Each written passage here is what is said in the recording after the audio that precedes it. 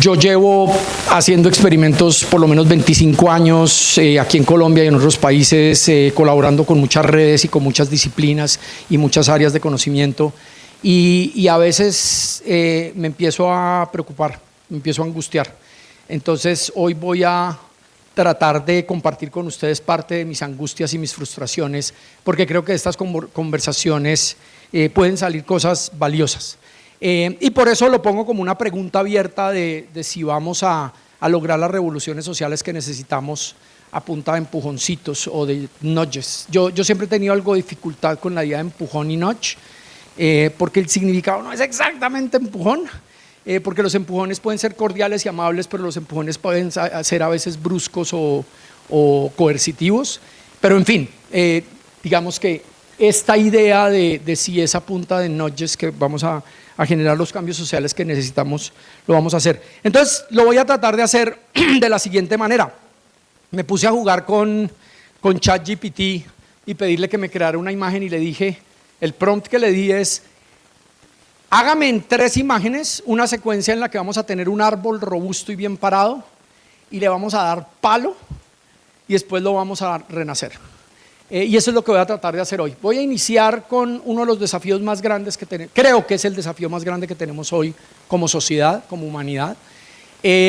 Y lo que voy a hacer es arrancar con algunos elementos claves de las ciencias del comportamiento. No voy a hacer un curso de introducción a las ciencias del comportamiento.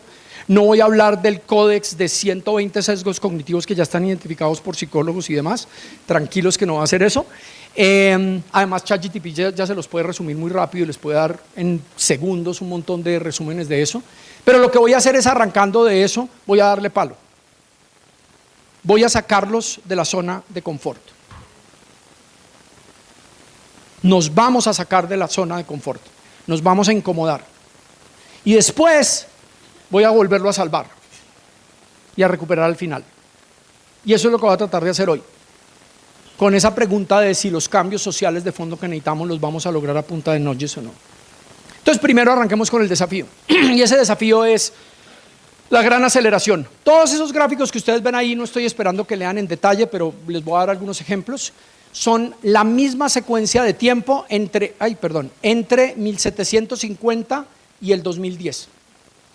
Datos que se han recolectado tanto de los sistemas socioeconómicos como de los sistemas planetarios de las ciencias de la Tierra. Y todo lo que ustedes ven ahí es un patrón bastante común, de que al final de la era preindustrial, antes de la revolución industrial y de la explosión del sistema de la economía de mercado y del capitalismo, estábamos en unos puntos en que teníamos una estabilidad en un montón de temas económicos del planeta y también de unos patrones más o menos estables de cómo le estaba funcionando al sistema biosfera sus equilibrios, que pueden ser en términos de cuánto dióxido de carbono está acumulado en la atmósfera, cuánto óxido de nitrógeno, cuánto metano, cuánto ozono, cuánto eran las temperaturas de los océanos, cuánto era la acidificación de los océanos y demás. Y por allá a finales del siglo XVIII, comienzos del siglo XIX, explota una cosa impresionante. Y esa cosa impresionante que explota tiene un montón de orígenes que han tratado de ser explicados con varias posibles versiones de los detalles de cómo se empiezan a congregar y a converger una serie de fenómenos sociales y económicos que cambiaron la faz de la Tierra para siempre. Y la cambiaron de muchas maneras, y unas positivas y unas negativas. En términos de tendencias socioeconómicas, nosotros llevábamos 1000 años de estancamiento de los ingresos per cápita, de estancamiento de la pobreza. Les voy a dar un dato para que no se nos olvide la perspectiva histórica. En 1820 para estar más preciso, 1820, la fracción de la población del mundo que vivía debajo de la línea de pobreza estaba alrededor del 82-84%. Ojo lo que estoy diciendo. De cada 5 habitantes del planeta, 4 vivían por debajo de la línea de pobreza. A los 200 años, en el 2020, esa fracción es de apenas el 9%. 200 años no es nada para la historia del planeta.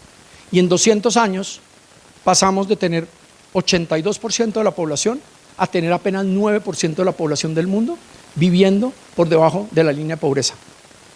Con un agravante, ahora somos 8.2 billones de personas habitando esta nave espacial Tierra. Sacamos a un montón de gente de la pobreza. Pero eso estuvo asociado a que se urbanizó mucho del planeta, a que se aumentó enormemente y de una manera exponencial el uso de energía, al uso de fertilizantes, a la construcción de grandes reservorios de agua para producción eléctrica, al consumo del agua, etcétera, etcétera, etcétera. Entonces construimos un montón de vida material muy positiva para los humanos, sacamos a un montón de gente de la pobreza, se mejoraron las condiciones materiales de un montón de habitantes del planeta, de las mayorías, la esperanza de vida al nacer se disparó como ustedes no se imaginan. Los sistemas de salud mejoraron enormemente, se controlaron pestes, se controlaron enfermedades, se desarrollaron vacunas, pero también nos petaqueamos un montón de cosas del planeta.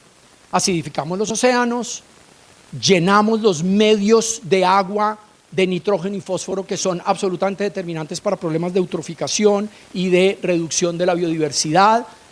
Estamos blanqueando los arrecifes coralinos que son fundamentales para la biodiversidad de los océanos. Las tasas de deforestación siguen siendo altas, acumulamos un montón de CO2 en la atmósfera, mucho más que lo que la naturaleza puede absorber, y eso empezó a generarnos también problemas.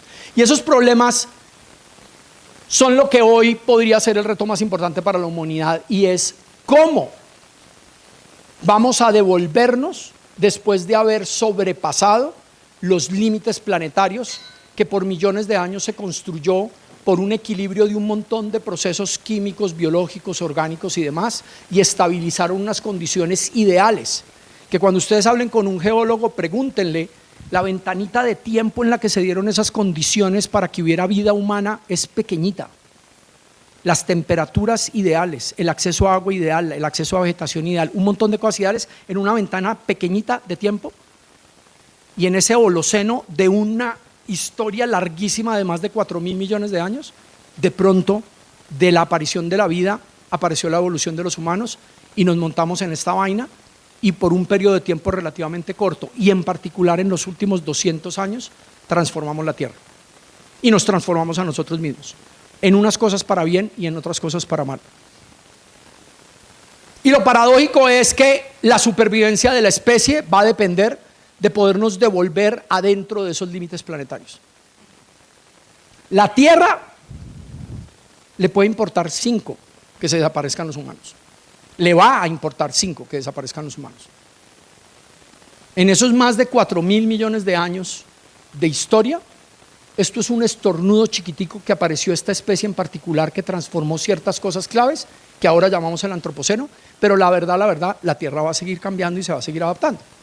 La Tierra ha pasado ya por 3 o 4 grandes extinciones de especies. Ha pasado por aguantar totazos tremendos de meteoritos. Ha pasado por un montón de cosas, de explosiones gigantescas de volcanes que emiten tantas cenizas que en un momento dado crean un efecto invernadero que tiene proporciones muchísimo más grandes que el efecto invernadero del que hablamos ahora del cambio climático. De nuevo, a este personaje poco le va a importar, pero sí somos 8.000 y pico de millones de personas, pasajeros de esa nave espacial, que estamos aquí enfrentando ese problema. Y ese problema en la Comisión de la Tierra, en la que yo ahora hago parte, como parte de un grupo de científicos que viene trabajando en esa escala planetaria, en esa Comisión de la Tierra se han identificado 8, de hecho son 9 grandes límites planetarios, agregando uno noveno que es el de los elementos nuevos, elementos que no existían en la naturaleza y que los humanos nos dio por construir, que son los microplásticos. Los microplásticos no existían y ahora los depositamos todos los días. Todos estos chiritos que tenemos todos puestos, los vamos a meter a la lavadora, los vamos a lavar, vamos a meter detergente, y en esa lavada se van a soltar un montón de microplásticos, porque resulta que estas telas están fabricadas muchas con poliéster, porque la industria de la moda ahora está produciendo una cantidad de prendas muy baratas, de muy bajo costo y de manufactura muy rápida, y además tiene una estrategia de mercadeo para que cambiemos de esto cada 4 o 5 meses. Y cada lavada y cada renovada van a ser microplásticos que se van a los cuerpos de agua. Los microplásticos no existían en esa larga historia de nuestro personaje. Antibióticos que ha construido la humanidad para resolver unos problemas de enfermedades de animales o de humanos, ahora se depositan en los cuerpos de agua y son elementos nuevos que también están ahí. Pero los límites planetarios que agregamos ahí es que sí, en el caso del clima es cuánto CO2 haya depositado en la atmósfera, cuántos ecosistemas naturales y transformados estamos conservando en términos de protección de biodiversidad, cuánto agua superficial y agua subterránea necesitamos. En esta paradoja en que Bogotá está con racionamientos de agua porque Chingaza no tiene agua, y ustedes vieron hace un par de días las inundaciones de una parte importante de Bogotá por exceso de agua. Y aquí Guatapé está esperando que por favor le suba el nivel de agua para ver si vuelve una industria de turismo que es importante para los ingresos de mucha gente, y mientras tanto entiendo que también aquí en Medellín tuvieron otros torrenciales de aguas en ese sentido. Ahora estamos con esa paradoja de por dónde conseguimos el agua que sí necesitamos. Y el problema es que hay excesos de agua que no nos sirven y escaseces de agua que tampoco nos sirven, y tenemos que adaptarnos a este problema de que estamos traspasando esos límites planetarios. Estamos depositando nitrógeno y fósforo porque el sistema agrícola derivado de la revolución verde, que en los años 60 y 70 tal vez fue de las revoluciones tecnológicas más importantes del planeta, poder producir semillas y sistemas de producción agropecuaria que permitieron alimentar la cantidad de gente que tenemos hoy. Porque sin esa revolución verde, los 8.000 millones de personas habíamos pasado ya por toda la trampa maltusiana, por grandes mortandades y grandes hambrunas, y hoy, así tengamos problemas de hambre y de sistemas alimentarios, hay suficiente comida para alimentar a todos los humanos en la Tierra. Hoy tenemos suficiente comida. Que el sistema de economía política no arregle bien el problema para poder redistribuir el día que toca a la gente que toca para que todos tengan comida, ese es un problema de economía política, pero no de la tecnología y la producción. El planeta le entrega al sistema agropecuario cerca de 600 billones de dólares, o sea, 600.000 millones de dólares por año para subsidiar la actividad agropecuaria. Y eso quiere decir que es baratísimo echarle fertilizante a los cultivos para producir comida para engordar vacas, marranos, pollos, humanos. Y esos fertilizantes químicos depositan enormes cantidades de nitrógeno y fósforo, mucho más que lo que la naturaleza tiene para absorber. Nitrógeno y fósforo siempre han existido. Y ese desbalance está generando la acidificación de los océanos, el blanqueamiento de los corales, y la pérdida de la biodiversidad y la eutroficación de cuerpos de agua. Entonces lagunas naturales se están llenando de buchón, de una vegetación, por culpa de todos estos nutrientes que están llegando. Y de nuevo también estamos sobrepasando los límites planetarios. Entonces el reto global grande es cómo hacemos que esta pepita, que es la situación actual donde está el planeta hoy, la volvemos a traer a una zona verde que podríamos llamar una zona segura y justa de los límites planetarios. ¿Y por qué estoy haciendo toda esta introducción de los temas ambientales? Porque resulta que este reto ya no es local. Yo llevo 25 años tratando de estudiar cómo las comunidades locales resuelven sus problemas de cooperación. Una comunidad que maneja una cuenca, una comunidad que maneja un manglar, una comunidad que maneja un sistema de irrigación, un bosque, cómo se organizan, las normas sociales que implementan, cuáles incentivos sirven, cuáles no, qué los frena, qué los promueve. Hemos aprendido un montón de eso. Eso ya no es suficiente. Ya no es suficiente porque los problemas de los bienes comunes ahora son planetarios. Entonces resulta que si nosotros nos petaqueamos el bosque amazónico, eso va a estar interrelacionado con los efectos del efecto de la niña y el niño, y resulta que el efecto del niño y la niña están relacionados con lo que se llama la corriente del AMOC.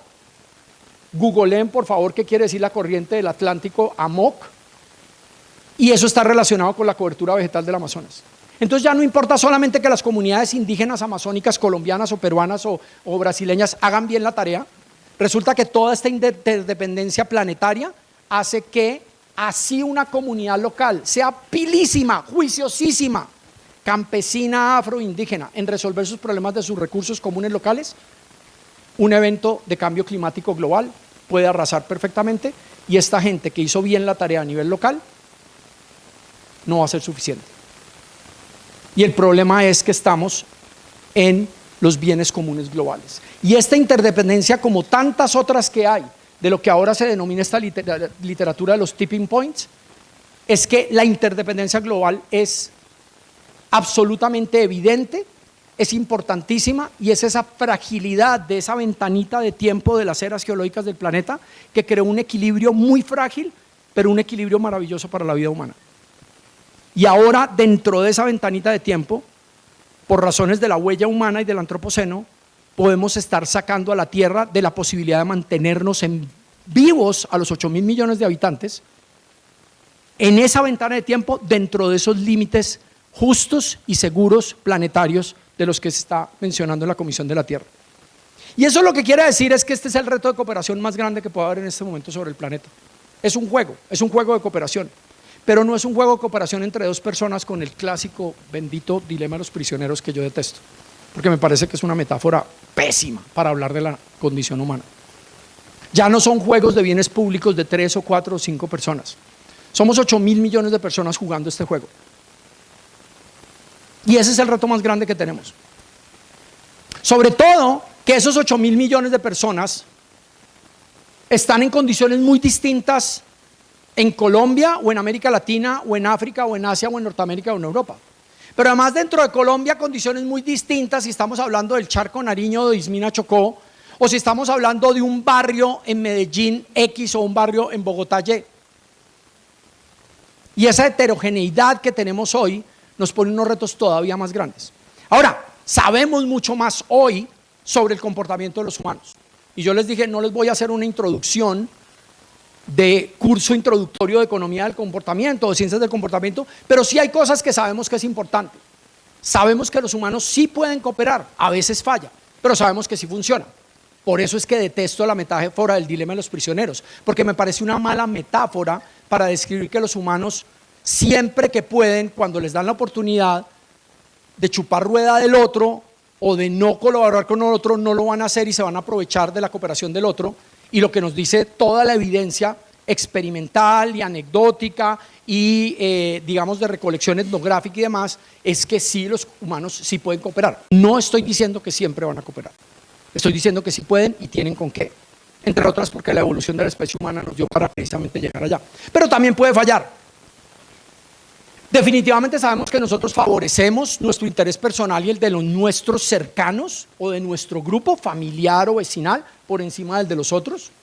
Sabemos que somos aversos a la pérdida, sabemos que somos algo aversos al riesgo, sabemos que somos empáticos aunque también envidiosos, y es una cosa paradójica de la condición humana. Ojo en esto porque es fascinante, y si aquí hay economistas, alcen la mano si hay economistas. Cuando ustedes estudiaron, poquiticos, cuando ustedes estudiaron Introducción a Economía, les contaban una historia de un ser humano que maximizaba una función de algo que no tenía nada que ver con los demás. Usted maximizaba era un bienestar propio de lo que no hemos entendido bien para tener estas discusiones del contrato social en el que queremos vivir. ¿Cuáles desigualdades son aceptables y cuáles desigualdades ya no son aceptables? Entonces este botoncito que está aquí de Tris precisamente es un proyecto en el que estamos trabajando en una iniciativa de educación popular, de repensar la enseñanza y de repensar la investigación sobre las desigualdades, sobre todo porque estamos parados en uno de los países más desiguales del mundo, que es Colombia. Entonces ahí sí la propaganda, busquen en redes sociales Tris Uniandes, Tris como árboles en inglés, pero quiere decir Teaching and Researching Equitable Economies from the South, y ustedes preguntarán por qué en inglés si es aquí del sur global. El sur global tenemos que en esta red conversar con colegas en Egipto, en la India, en Brasil, en Sudáfrica, en Colombia, en México, y la lengua común a todos más fácil si es el inglés. Y en ese ejercicio de hablar de desigualdades y desigualdades justas e injustas, empezamos a entender un montón de detalles más de cómo toda esta colección de cosas paradójicas de los seres humanos empiezan a ser parte de la colección de conocimientos acumulados de donde nos vamos a tener que pegar.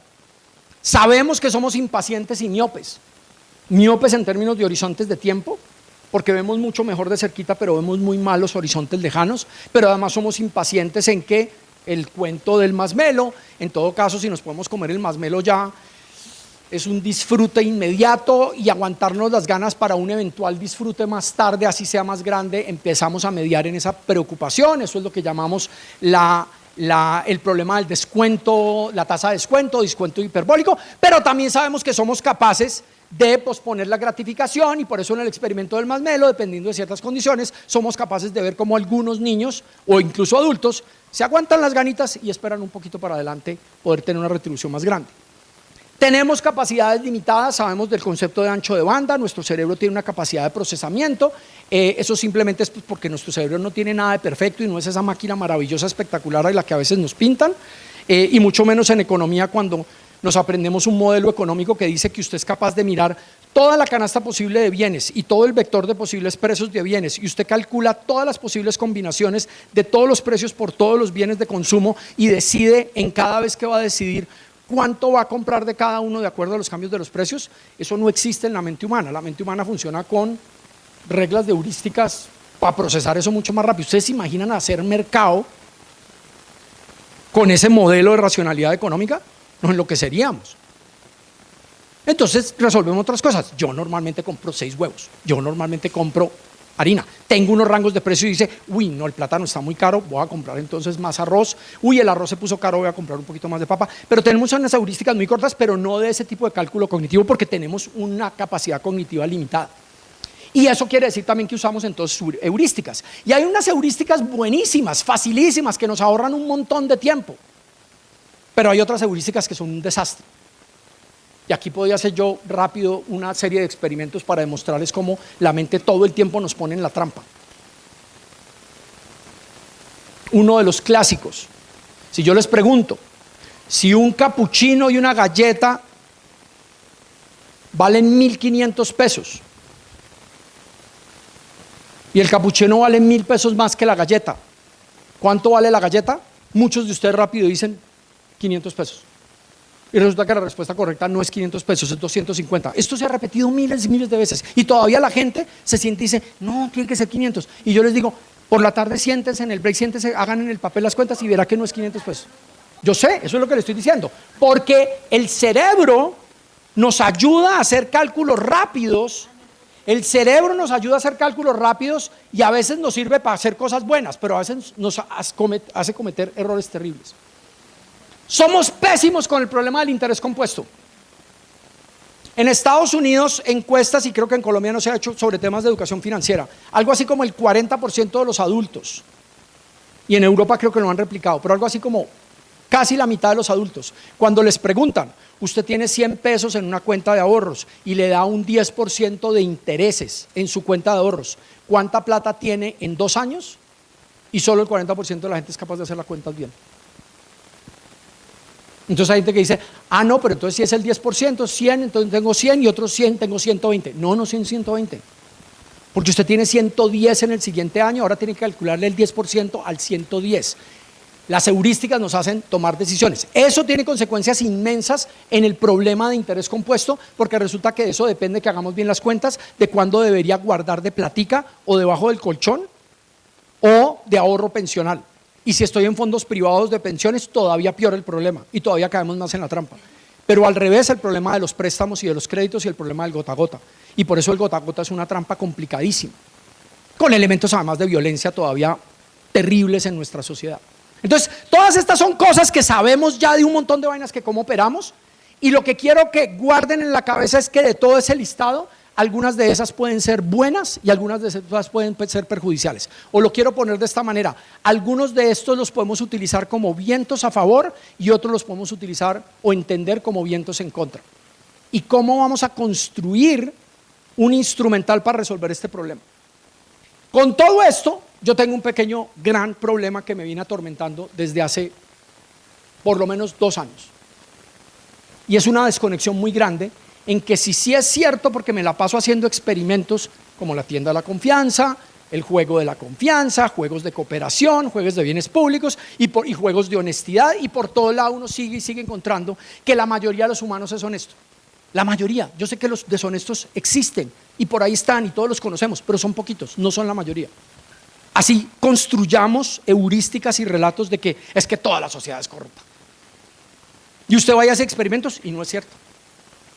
La mayoría de la gente es prosocial y está dispuesta a ser solidaria con otro. La mayoría de la gente es capaz de irle a ayudar al otro o de sacrificar en lo personal para ayudar al otro. Si todo eso es cierto, porque esa evidencia es bien robusta, de que los humanos pueden ser todas estas cosas maravillosas. Y además necesitamos de la cooperación humana para resolver este problemita del reto planetario que les acabo de decir.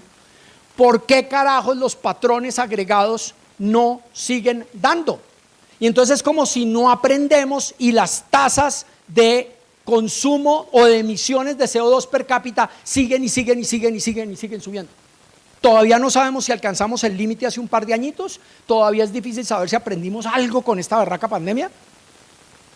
Pero el problema es que usted mira en el agregado y el agregado sigue todavía siendo muy problemático. ¿Cuánta lora llevamos andando con el cuento del reciclaje? ¿Cuánta lora hemos dado con el cuento del reciclaje? Y estaba parado yo ahorita allí en la puerta, conversando. Y llegó una persona con una bolsita de plástico, se paró enfrente de las 3 canecas.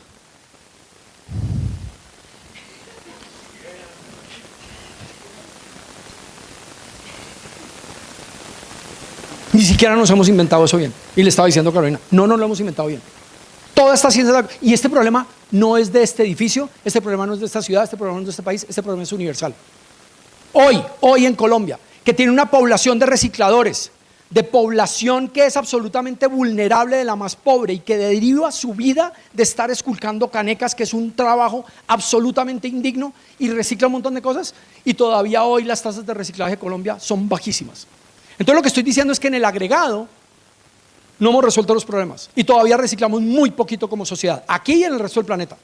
Y por eso el problema de los microplásticos y los microplásticos en los océanos.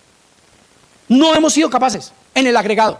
Y sí, hay un montón de experimentos para incentivar un poquitico de reciclaje aquí y allá, que si lo hacemos en la fuente, que si separamos, que si son 3 canecas, que si son 2. Hemos aprendido un montón de cosas, pero cuando usted mira los números agregados, no hemos resuelto el problema del reciclaje. Estábamos hablando hace un rato con Natalia del problema de agua en Bogotá. Yo iba a traer un montón más de datos del agua de Bogotá, pero piénselo de esta manera. Los bogotanos tenemos un reto muy complicado, porque necesitamos estar por ahí en 13 metros cúbicos por segundo de bombeo de agua para todo el sistema de provisión de Bogotá. Se han hecho campañas, el alcalde nos regaña día y noche, o a veces trata por las buenas, han tratado un montón de cosas. La ciudad hizo toda una rotación para los racionamientos. Chingaza sigue vacío, todo el sistema Chingaza con Chuza y demás sigue bajitico en los niveles de los embalses. El fenómeno de la Niña fue muy bravo, llegó muy tarde, las lluvias llegaron muy tarde, están llegando pero de una manera muy desordenada, está lloviendo donde no toca. Mejor dicho, estamos en un lío el berraco. Entonces hay gente que dice, oiga Juan Camilo, pero usted trabajó en la era de Mocus y no sé qué, ¿qué pasó con todo el cuento de cultura ciudadana eso? Y a veces se cae la noción, no, es que eso ya no sirvió. Y resulta que yo me voy y miro los datos y resulta que las tasas de consumo per cápita de agua hoy en Bogotá son bastante parecidas, no están tan lejanas de esas épocas de la campaña de Mocus, que efectivamente bajó enormemente el consumo per cápita. Pero tenemos un pequeño problema, que eso lo tienen que multiplicar por 8 millones de bogotanos ahora. Entonces usted puede cambiar el nivel individual de comportamiento, pero si lo multiplica por el número de personas, la escalada del problema es grande. Ahí es donde hay una pepa grande de lo que quiero comunicar hoy. Y por eso quiero incomodarlos y voy a empezar a incomodarlos ya. Y es lo que falta en la foto. Entonces voy a contarles un par de historias que van a ser incómodas, van a ser problemáticas.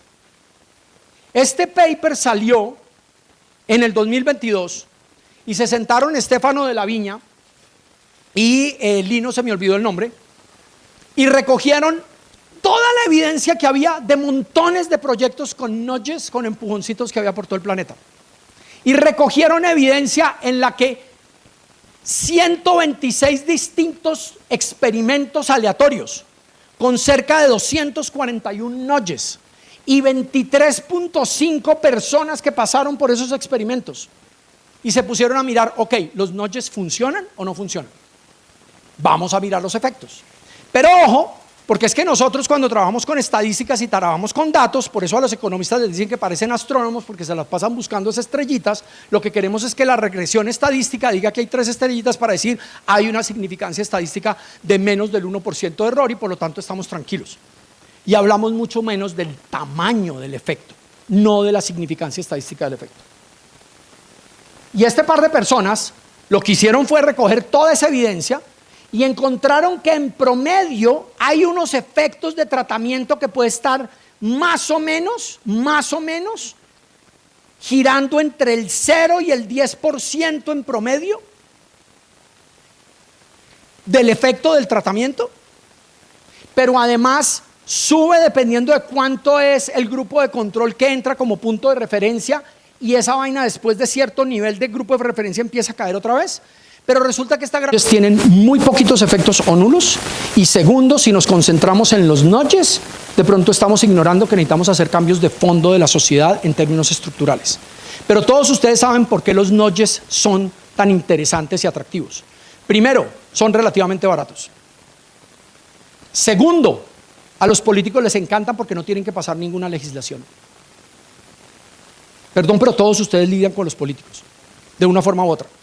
Y usted no le tiene que pedir a un político que pase un decreto, que pase una ley, que pase un acto legislativo para implementar el tipo de nudges.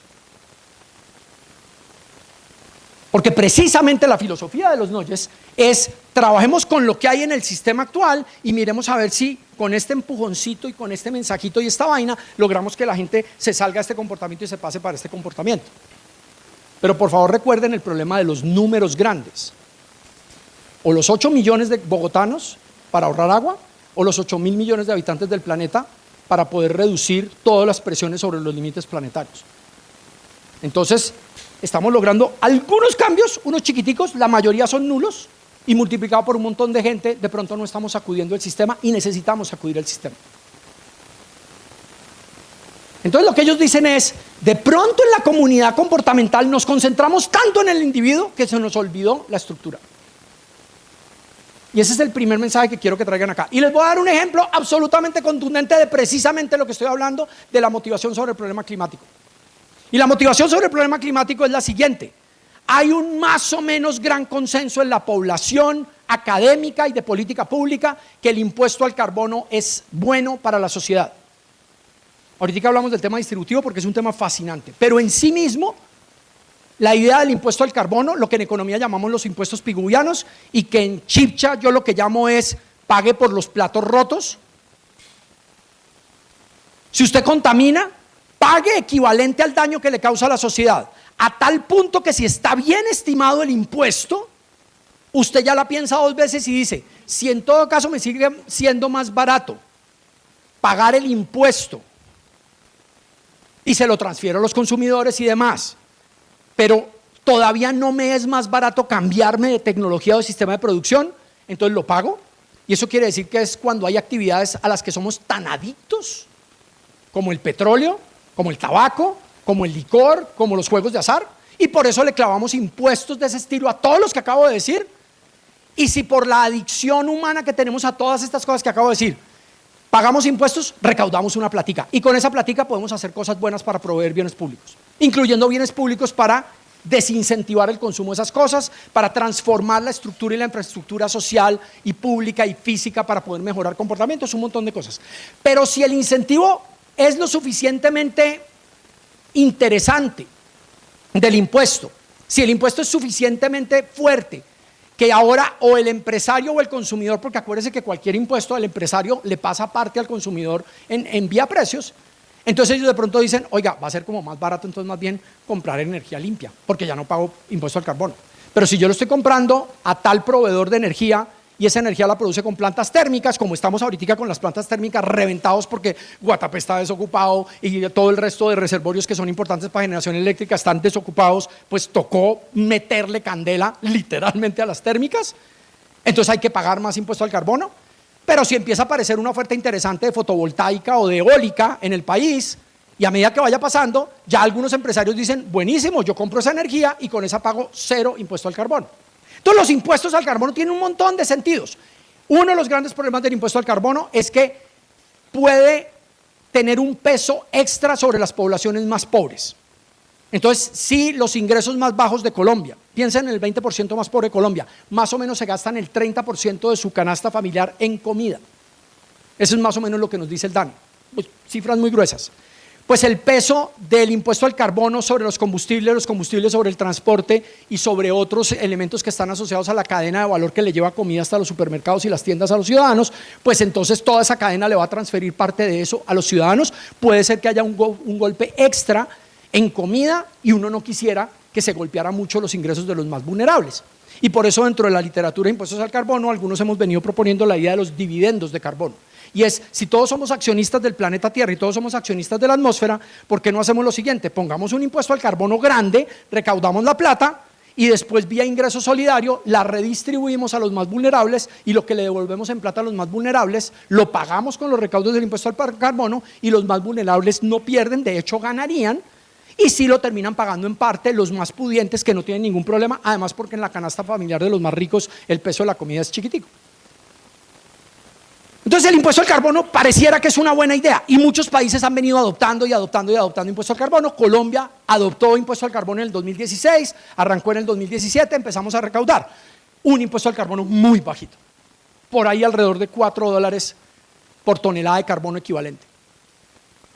Los expertos en economía ambiental que han estimado eso dicen que un impuesto al carbono que realmente cuente los costos para la sociedad de los platos rotos totales puede estar alrededor de mínimo $70-80 por tonelada de carbono. Y en Colombia estamos como en 4 o 5. La propuesta de la ley de financiamiento que está tratando de pasar el gobierno, que la tiene muy difícil en el Congreso y mucha gente se está oponiendo, es triplicar ese impuesto al carbono y pasarlo por ahí a $18 o $19 la tonelada. Y los que están opuestos a eso están argumentando que eso va a golpear a los más pobres. Ya les conté la historia de cómo podemos corregir eso. Todo esto es para decir, supongamos que es una política pública dura, no de empujón, es dura. El que la tiene que pagar, la paga. Este señor Lowenstein lo que hizo fue, vamos a hacer un experimento. Vamos a coger un grupo de tratamiento, digamos que ustedes aquí a la derecha mía, a su izquierda, este grupo, y simplemente les vamos a decir, oigan, ¿ustedes se oponen o no a un impuesto al carbono? Y algunos dicen sí, otros dicen no, por un montón de razones. A este otro grupo de acá, antes de preguntarles si se opone o favorece un impuesto al carbono, a todos ustedes les voy a hacer un notch para ahorrar energía. Y en ese notch les doy la posibilidad de un comportamiento prosocial y proambiental en donde van a cambiar los bombillos a LED, van a apagar las luces, van a usar toda esta cosa, todo este instrumental que hacemos de notches para poderlos incentivar a que ahorren energía y hagan su parte como buenos ciudadanos del planeta. Y después les vamos a preguntar si apoyan o no un impuesto al carbono. Y lo que encontró Lowenstein con sus coautores en ese experimento es que ustedes, los de este lado, favorecían más el impuesto al carbono y ustedes de este lado favorecían menos el impuesto al carbono. Posibles explicaciones se las pueden imaginar. Ustedes dijeron, yo ya estoy haciendo mi parte, yo ya ahorré un poquitico de luz, yo ya hice la vaina, ya me siento bien conmigo mismo, ya no tengo el problema de resolver esta vaina de si tengo que apoyar al medio ambiente o al impuesto o no, yo ya hice mi parte. Y no se olviden que les acabo de mostrar que la mayoría de notches, incluyendo los notches de ahorrar energía, tienen efectos muy chiquiticos o nulos. Y eso no va a cambiar el problema de cambio climático. Pero además, estamos distrayéndonos de las soluciones estructurales, de la S, por concentrarnos en la I. Y ese es el gran reclamo que yo tengo con esto. Ahora, yo me declaro culpable. Totalmente lo declaro aquí de frente. Con Nicolás de Ruy, Giorgia Barbón y 2 colegas, nos invitó un banco muy grande de este país, cuya sede principal está en esta ciudad y ya se pueden imaginar cuál es. Sí, pero además no hay ningún problema en contarlo. Y nos llamaron en la pandemia y nos dijeron, me llamaron de la junta directiva y me dijeron, Juan Camilo, nos dicen por ahí que usted dice que sabe todas estas vainas de confianza y no sé qué. Estamos asustados en medio de la pandemia. La cartera se puede disparar y esto puede ser un problema muy grave para la estabilidad financiera del banco. Pero por otro lado, nosotros no podemos ser tan malvados de ir a mandarle chepitos a nuestros clientes. ¿Qué hacemos? Y nos inventamos un proyecto literalmente de notches con mensajes de texto con clientes de este banco que tenían deudas que iban colgados en crédito de consumo, crédito de tarjeta de crédito, crédito hipotecario, y les mandamos un montón de distintos mensajes aleatorios. Hicimos un experimento espectacular, el paper está por ahí circulando, y probamos distintos mensajes. Yo a este proyecto lo llamo coloquialmente, pero mis coautores, que son más jóvenes y más juiciosos, no me dejaron ponerle el título al paper así: cobrar por las buenas. Y resulta que funcionó. Y redujimos literalmente la cartera del banco en un promedio más o menos de 6 a 8%. Si ustedes conocen a alguien en el sistema bancario, pregúntele qué quiere decir reducir una cartera en un 6 a 8% en una pandemia en que la gente estaba contra la pared. Entonces sí, funcionan. Sabemos que funcionan y logramos algo de efecto. Entonces, yo no estoy aquí diciendo que no crean esto, lo que estoy diciendo es que vine a que nos incomodemos para que pensemos en lo que viene para adelante. Entonces, lo que estoy tratando de hacer aquí es lo siguiente: supongamos que estamos en un equilibrio malo, equilibrio en que es dificilísimo que esta bolita se salga de acá, porque cualquier cosa que hagamos la bolita vuelve allá. Y quisiéramos estar en un equilibrio bueno donde la bolita esté allá, y ojalá sea equilibrio en que también tenga ahí su batea y la bolita no se nos salga de ahí, ante pequeños sacudones. Mi argumento es que los nudges sí inciden, sí tienen cambio, y a veces cogemos la bolita y la mandamos para acá, pero si la llevamos solo hasta aquí, se va a volver para acá. Y es lo que se ha llamado la guerra de las mujeres. La guerra, no me gusta la palabra, pero así lo llaman, The Women's War en Nigeria, de unas comunidades de la población Aba en Nigeria, que sucedió en los años 30, entre los finales de los 20 y los 30 en Nigeria.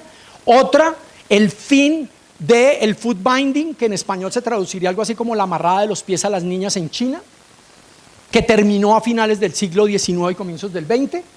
El movimiento Chipko en la India y las titulaciones colectivas de tierras de ley 70 de la ley 93 en Colombia. Y se las cuento rapidísimo. Estas mujeres Aba en Nigeria se enfrentaron en ese momento a que bajo la colonia británica les impusieron a las comunidades rurales el que cogían en la comunidad a una persona que se volvía como el representante de la colonia británica, y los británicos dijeron: pues escojamos a alguien de la comunidad, ¿para qué les traemos a un blanco ojiazul que venga desde Inglaterra? Vamos a escoger a alguien de la comunidad. Y los llamaron los Warren Chiefs, que era una especie como de jefe de vigilancia o de garantía de que el sistema colonial iba a funcionar. Las mujeres se emberracaron, y con razón, porque el sistema político tradicional de toda la vida siempre había involucrado a las mujeres. Las mujeres deciden un montón de cosas en Nigeria, deciden un montón de cosas en la política, en la distribución de recursos, en la asignación de responsabilidades y demás. Y ante ese sistema patriarcal, las mujeres se emberracaron, se empezaron a organizar en pequeñas aldeas y empezaron a organizar una vaina que ellas llamaban sitting on a man, o sea, literalmente sentársele al tipo. Y empezaron a organizarse alrededor de la choza o de la cabaña o de la vivienda del tipo, del señor que nombraban los británicos. Y a veces era el hermano, el esposo, el papá de estas mujeres. Y las mujeres empezaron a organizar y empezaron a hacerle cantos. Y empezaron a hacerle bailes. Y empezaron a hacerle gritos y no lo dejaban dormir. Y llegaron incluso a extremos de quemarle cosas de su propiedad. Hasta que los británicos dijeron: esto no va más. Y eso fue el comienzo del fin de todo el sistema colonial de Inglaterra en Nigeria. Y arrancó por pequeños movimientos de mujeres organizadas que estaban hartas de que cambiara un sistema tradicional donde ellas participaban, y de pronto les enchufaron a alguien de su propia comunidad para hacerle el mandado a otros por allá afuera. Caso 2, esta práctica, que son las últimas fotos de las últimas mujeres que les amarraron los pies, es una práctica horrorosa. A veces pongo imágenes de rayos X de estas mujeres y son horrorosos y no los puse, pero si a ustedes les da curiosidad, busquen en Google. Duró 1000 años. 1000 años. Si usted nacía mujer, sabía que tenía que pasar por esta práctica en que le amarraban sus pies para poderle volver los pies chiquitos, porque había una cultura y una norma social de que los pies chiquitos son síntoma de o señal de docilidad, de feminidad, de atractivo sexual, de que camine pasito y no sea muy necia. Y durante 1000 años existió esta práctica. Y en una generación desapareció. En una generación desapareció. Y la pregunta es doble: ¿cómo así que una vaina puede durar tan horrorosa 1000 años? ¿Y cómo así una vaina de esas puede desaparecer en una generación? Y lo que pasó, para no alargárselos mucho, es que crearon, estos son estudios que han hecho gente, crearon movimientos pequeños vecinales en que en la misma comunidad dijeron: oiga, usted tiene una hija, yo tengo un hijo, sería chévere que se casaran entre ellos, hagamos un acuerdo, usted no le amarra los pies y para mí va a estar bien que mi hijo se case con su hija.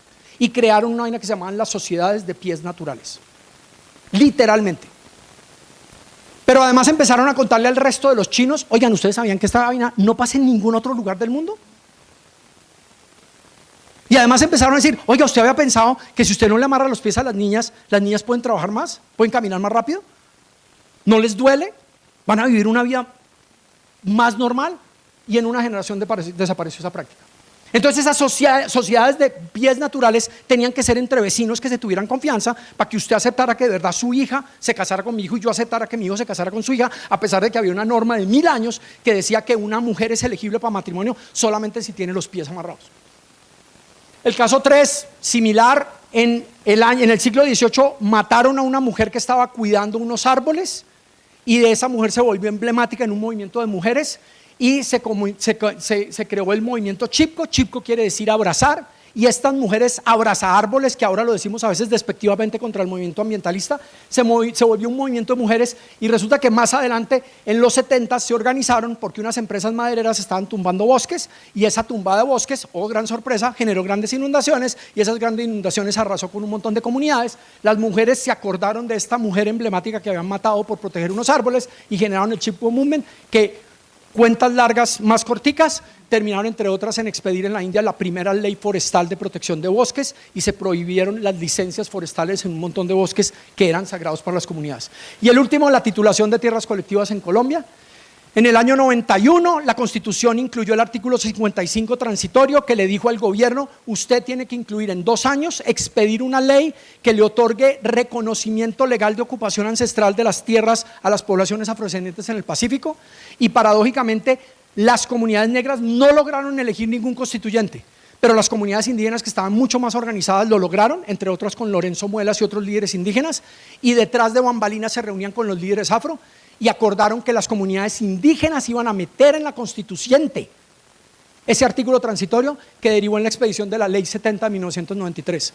Yo llevo varios años evaluando esa ley, no se las voy a contar con mucho detalle, pero lo que les voy a contar es que lo que hemos encontrado en términos de evaluación de impacto es que esa Ley 70 mejoró el ingreso per cápita, redujo pobreza extrema, aumentó riqueza, aumentó asistencia escolar, aumentó inversiones en la casa. Ojo con esto, usted no es dueño de esa casa. Si usted está en un título colectivo del Pacífico, usted no puede vender su casa ni esa tierra porque no es suya, es de la comunidad. Y sin embargo la gente le metió platica comparados con los no titulados, y además se redujo el hacinamiento en los hogares. Todo medido con datos de Sisbén y un montón de vainas estadísticas y demás. Y además frenó deforestación. Entonces la pregunta es, estos movimientos locales, y aquí es donde quiero ir cerrando la historia, ¿tienen elementos del sistema I individual, tiene elementos del sistema S estructural, pero hay un elemento de lo que yo voy a llamar el C-frame? Entonces, Charter y Lowenstein hablan del sistema del E-frame y el S-frame. Yo voy a meter en la mitad el de la comunidad, y aquí es donde voy a rescatar el árbol que le acabo de dar palo venteado contra las ciencias del comportamiento. Esa idea del C-frame, pensada desde esos ejemplos de muchísimos que se han ido documentando, tiene la idea de que la acción colectiva local funciona, pero acuérdense que les dije hace un rato que ya no es suficiente porque el tema es planetario, pero de abajo hacia arriba logran cambios estructurales, porque se organizan y cambian leyes, se organizan y cambian normas sociales, se organizan y tumban regímenes autoritarios o patriarcales. Las sufragistas es mucho lo que tenemos que aprender, y el movimiento de sufragistas de mujeres arrancó con movimientos vecinales, entre otras de mujeres en los estratos bajos, pero también en los grupos de élites más liberales, que empezaron a decir con sus esposos en privado: oiga, esto es un absurdo que no nos dejen votar a nosotras, en privado, porque en público era complicado. Entonces ahí es donde está esa idea del C-frame, y esto en un artículo que escribimos hace muchos años con otra de mis admiradas en toda esta historia, es que nosotros en última lo que hacemos es transformar el pago del juego, y lo miramos a través del contexto del grupo y a través de los elementos de identidad, y transformamos los pagos y convertimos eso que llamamos, comillas, un dilema de los prisioneros en un juego de coordinación. Y en ese juego de coordinación puede ser un equilibrio, precisamente cooperar. Entonces en este artículo que publicamos hace poco, lo que llamamos es un nuevo modelo de racionalidad para el antropoceno, en el que en el antropoceno pasamos de ese modelo racional, porque ya sabemos un montón de los humanos. ¿Se acuerdan de la lista de cosas de vientos a favor y en contra? Sabemos un montón y entendemos mejor el sistema cognitivo humano, el sistema 1, el sistema 2, lo emocional, lo racional, lo planeado, lo inmediato, etcétera, etcétera. Y cómo entendemos que en el momento de la decisión estamos inmersos en una cultura, pero esa cultura está inmersa en la biosfera. Cambiar esto es difícil, porque los humanos no evolucionamos la capacidad de cooperar globalmente. nosotros evolucionamos la capacidad de cooperar localmente.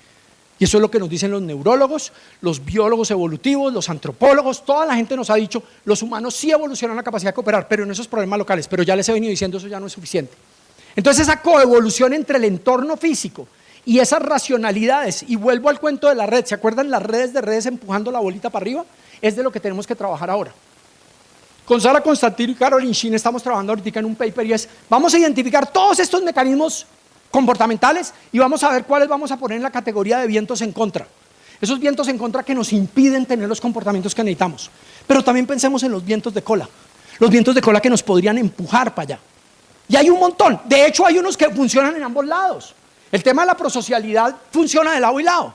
Si yo me vuelvo muy nacionalista y del efecto de el in-group, out-group, me vuelvo tan protector de lo mío y mi comunidad que empiezo a no pensar en los demás. Y resulta que en el problema planetario tenemos que pensar en todos, todos somos la comunidad. Ahí entonces puede ser tanto de elemento en contra como elemento a favor.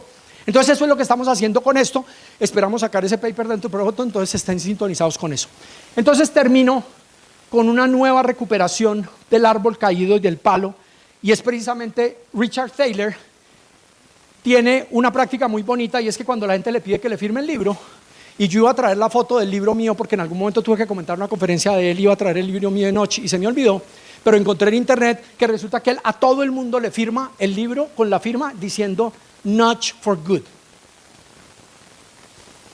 Y ahí es donde les digo, sí, los nudges para pensar en el life frame sirven para cambiar comportamientos individuales. Vamos bien. Ojo, son efectos chiquiticos.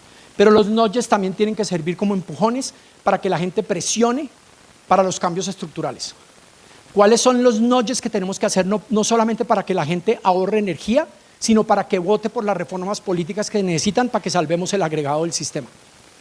Y tenemos que pensar en nudges para el cambio social, no solamente para que el individuo haga ese pequeño cambio y meta la basura en la caneca que toca y diga, yo ya hice mi parte, de aquí para adelante me voy a volver mal ciudadano porque ya hasta mañana hice lo que tenía que hacer. Porque eso no va a resolver el problema. Entonces tenemos que pensar en nudges para el cambio social. Y además, los empujones o nudges para fortalecer las redes de redes. Y los 4 casos de historias que les conté es, todo esto arranca con una necesidad de una comunidad local que se empieza a identificar con la otra, y con la otra, y con la otra, y de pronto generan cambios estructurales, como sacar al sistema colonial británico de Nigeria. O para salvar bosques y pasar leyes, o proteger territorios colectivos, o cambiar una práctica tan horrenda como el amarre de los pies.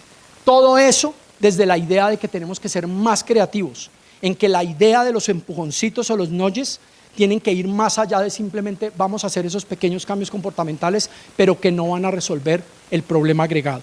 El reto está en que salvemos todo este conocimiento y pongámoslo a trabajar, pero para los cambios de fondo estructurales, y no simplemente esos pequeños individuales que tienen efectos muy pocos. Porque los retos grandes, y el reto más grande que tenemos planetario, necesita también de esos cambios estructurales y comunitarios, además de los individuales.